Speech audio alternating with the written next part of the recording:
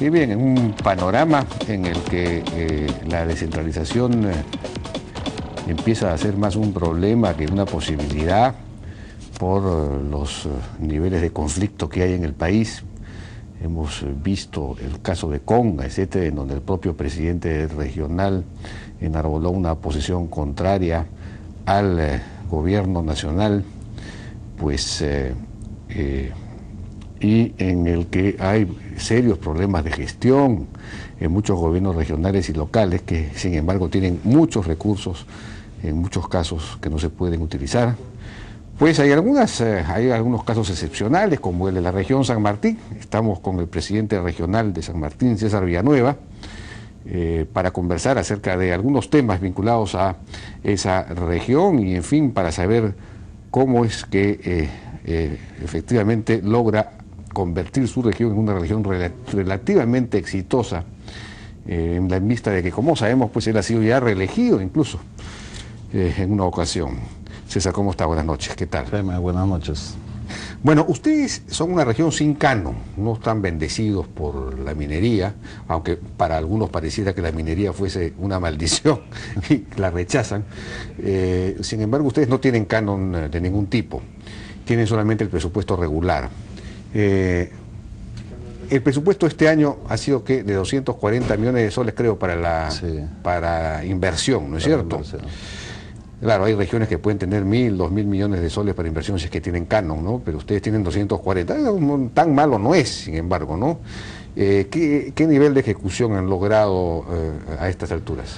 Nosotros estamos en estos momentos en el 73.5%, que es el más alto del país, y vamos a terminar encima del 90% a diciembre, ¿no? En efecto, nosotros no tenemos canon de ninguna naturaleza.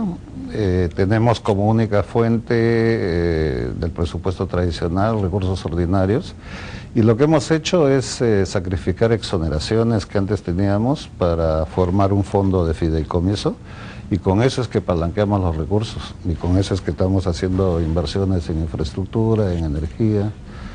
Ajá, perdón, las exoneraciones, claro, ustedes renunciaron a exoneraciones, ¿no? Nosotros algo que ha sido considerado pues también una cosa, digamos, poco común y casi temeraria, claro, pero muy interesante. Claro que es poco común, porque hacer pagar impuestos no es nada popular, ¿no? Claro. Pero tampoco si sinceramos una economía y hacemos una economía de subsidio, esto no da para más, ¿no? Claro. Entonces, con eso lo que hemos formado es un fondo regional, que es un fideicomiso. ¿Y cuántos recursos tiene ese fondo? 40 millones de soles por año. Ya. Deberíamos de tener, si eliminamos todas las exoneraciones... ¿Cuáles faltarían eliminar? IGB a bienes importados y IGB interno. IGB a bienes importados se podría dejar, ¿no? Sí, eso trae tecnología, hay que reglamentarlo también, pero el IGB interno lo pagamos en realidad de manera disfrazada, y por eso perdemos más o menos 80 millones de soles por año. ¿Y cuál sería la dificultad para, digamos, eliminar esa exoneración? Bueno, mira, lo que pasa que un inteligente Congreso como el que tuvimos el periodo pasado ha postergado esto hasta el 2048. 2048. 2048. Ya no va a ser presidente César Villanueva en ese momento, desgraciadamente. Pero hemos logrado yo tampoco voy a ser periodista. Y eliminar lo que es el reintegro tributario, que era una fuente de evasión tributaria, claro, de corrupción, y eso nos da unos 40-45 millones de soles por año. Con eso es que estamos haciendo las inversiones. El periodo pasado hemos terminado con 800 millones. Este año pienso que podemos pasar los 900 millones con una alianza con el sector privado, donde... ¿Que este año? ¿800 millones en el año? No, los próximos 3 años. Los próximos tres años, ¿no? Debemos invertir en lo que nos falta más o menos unos 900 millones de soles, ¿no? ¿En alianza con el sector privado cómo? ¿En qué? Pues ellos pueden invertir ahora, yo les pago en 10 años, 15 años, 20 años, eso es absolutamente posible. Lo hemos hecho en el periodo pasado, el año pasado hemos hecho con unos 125 millones de deuda, y esta vez también podemos hacer para la construcción de hospitales, para el tema de agua y saneamiento, para el tema de mantenimiento, y podemos triangular con el Estado. ¿no? Yo voy al Estado a decirle, bueno, ayúdame, yo pongo tanto, tú pones tanto, no voy a estirar la mano. Entonces, es una nueva forma de adelantar las inversiones. Y cuando tenemos una amenaza, siempre unos nubarrones en la crisis, este es el momento de invertir. Y en San Martín es un sitio extraordinario para la inversión. La principal obra que han estado desarrollando, que están desarrollando, ¿cuál es? Nosotros hemos hecho infraestructura vial, hemos hecho asfaltado de carreteras, puentes, hemos invertido en energía, ¿no? Nos falta invertir socialmente en educación, en salud, que lo vamos a hacer, agua y saneamiento y el tema del mantenimiento. Mantenimiento de carreteras. Mantenimiento de claro, carreteras. Que eso es fundamental. Eso nos ha elevado el nivel del turismo. Claro. Con el nivel del turismo hemos crecido económicamente, más las inversiones privadas y públicas, y somos la tercera región con un crecimiento del PBI encima del promedio nacional. O sea que podemos crecer mucho más. Ahora, la interoceánica norte, la IRSA norte, pues desemboca, pasa por San Martín y desemboca en Yurimaguas, ¿no es cierto? Exactamente. Pero ahí no se ha hecho el puerto todavía, ¿no? No se ha hecho el puerto por unos retrasos burocráticos. A pesar que no es mi región, yo peleo por ese puerto. El puerto Yurimaguas está Yurimaguas está en la región Loreto. Loreto, ¿no es cierto? En la región Loreto, que está a 130 kilómetros de Tarapoto. Yo necesito el puerto de Yurimaguas, el puerto de Paita, y la idea es hacer una macrorregión que una Atlántico con Pacífico. Todo ese gran corredor económico, sin esa burocracia de estarse peleando sedes, quién gobierna, armando todo un directorio con todas esas regiones, y sería una de las macrorregiones más poderosas. Pero esa es la Internor, ¿no? Internor. O sea que ya existe por lo menos como planteamiento, ¿no? Como planteamiento existe, hemos formado la mancomunidad de regiones con La Libertad, Amazonas, San Martín, y vamos a juntar más a Piura, Tumbes y Loreto. ¿En mancomunidad En mancomunidad, es que la mancomunidad te facilita negociar más rápidamente. La mancomunidad no permite hacer proyectos conjuntos. Permite, absolutamente. Y que incluso que una región invierta en otra. Pero por supuesto, por eso necesitamos la norma. Para que los que tienen canon inviertan en San Martín, por ejemplo. Ojalá, todos los que tienen canon pueden ir ahí, porque constituiríamos una de las regiones más importantes del país. Pero no está hablando de una región políticamente hablando, es decir, con un solo presidente regional, sino es una forma de coordinación. Es una forma de coordinación, pero que da el primer paso concreto, realista, hacia la formación de una macrorregión, porque ahora todavía somos un territorio que pelea por sus demarcaciones políticas. Las demarcaciones políticas distritales, provinciales y regionales son obsoletas en el tiempo para enfrentar los grandes retos. Sí, pues claro. Ahora tenemos que hablar de cuencas, tenemos que hablar de corredores económicos, tenemos que Pero tengo hablar la sensación de que viales. estamos saltando de las regiones departamento, por llamarlas así, que son departamentos en realidad. Departamento con nombre de gobierno. AMAC, así es, con gobierno, lo que crea problemas, ¿no? Porque no hay una capacidad, no hay una masa crítica profesional para instalar 25 gobiernos regionales, pues, ¿no? Es repetir cada ministerio 25 veces, en buena cuenta, ¿no? No hay esa capacidad, y entonces necesariamente estos van a ser gobiernos regionales débiles desde el punto de vista de la gestión. Entonces, pero ahora se habla de las macroregiones, pasamos de un extremo al otro.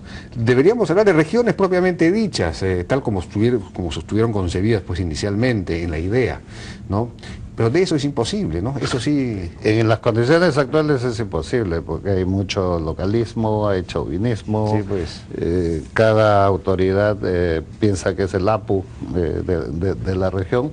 Necesitamos mirar el futuro y enfrentar el reto con alianzas territoriales. No. Y el gobierno actual o el futuro es un gobierno moderno si es que gobierna mirando sectorialmente las cosas, pero fundamentalmente territorialmente. Por eso es que yo desde el gobierno anterior le también he sugerido al primer ministro Lerner, hay que tener una alianza territorial y hay que tener un gabinete con los presidentes regionales. Muchísimos de los problemas se evitaría si podemos trabajar en equipo y podemos ver de resolver los problemas antes de, ¿no? Claro. Y no después de. Claro, sería bueno, sí, es una buena idea, ¿no? Que haya una especie de gabinete con los presidentes regionales, pero habría que hacer también que los presidentes regionales sean responsables ante el Congreso de la República, ¿no? Que puedan ser citados, censurados, así como bueno, pero en fin, esa es otra discusión. Ahora, otro tema que parece utópico es el de la redistribución del canon, ¿no? Buscar un canon más justo, digamos, estamos hablando precisamente con una región que no tiene canon. Pero sobre eso también es muy difícil, ¿no? ¿O hay alguna fórmula, usted cree, o se está discutiendo algo? La hay, la descentralización fiscal. Si vamos a la descentralización fiscal, reordenaríamos mucho el esquema tributario en el país. Hoy día hay zonas que tienen exoneraciones, hay zonas que no la tienen. Hay zonas que tienen canon, hay zonas que no las tienen. Entonces, incluso las zonas que tienen canon no las pueden utilizar funcionalmente, sí, pues, claro, tan fácilmente. Entonces, una descentralización fiscal permitiría a las regiones tener fondos predecibles.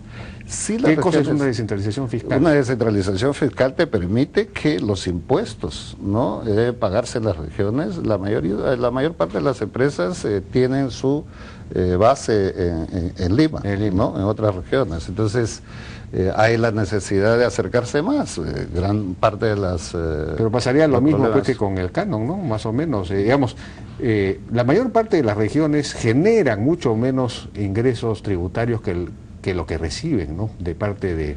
Digamos, si hiciéramos eso, perderían muchas regiones. No. Digamos, pues salvo las mineras, ¿no? O petroleras, digamos, el gas de Camisea, claro, pues ahí Cusco se va a ganar, pero otras... Pero está bien, pues mira, nosotros sin tener canon, el caso de nosotros al eliminar exoneraciones y generar que esos impuestos pasen a un fondo regional, nos pone en el primer lugar de inversión.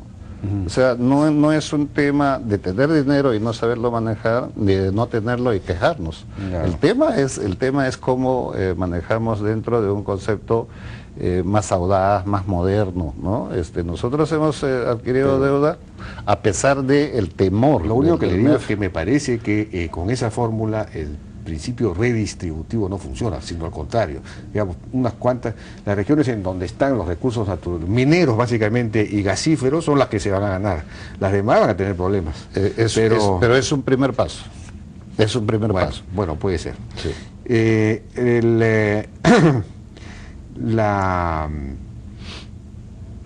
¿Cómo hacemos con el tema? Había un tema muy particular, muy específico. Bueno, la región San Martín es una región modelo desde el punto de vista de la lucha contra el narcotráfico, el famoso modelo San Martín, de eso ya se ha hablado mucho, ¿no es cierto?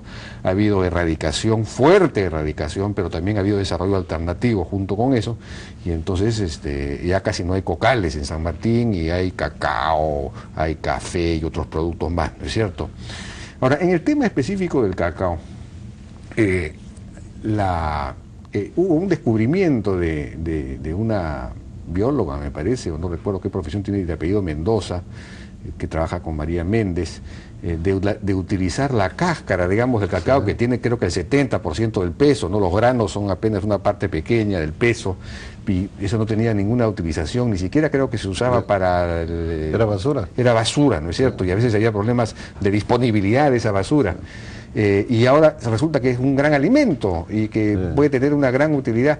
¿Qué estaría haciendo la región para, digamos, aprovechar ese descubrimiento? Bueno, nosotros ya estamos en coordinación. Nosotros hemos creado el Centro de Investigación Tecnológica del Cacao, el CITE Cacao. Ajá. Dentro de ese CITE Cacao... Con la misma estructura de los CITES del Con ministerio. la misma estructura, pero especializándonos más en cacao por ahora, ¿no? Y dentro de ese esquema va a entrar esta investigación que se ha hecho en la fibra de cacao, que como basura no tenía ningún valor. Ahora la fibra permite aprovechar para temas de nutrición, para generar ingresos a las familias de lo que antes botaban, ¿no? 50 centavos al kilo de cáscara de cacao.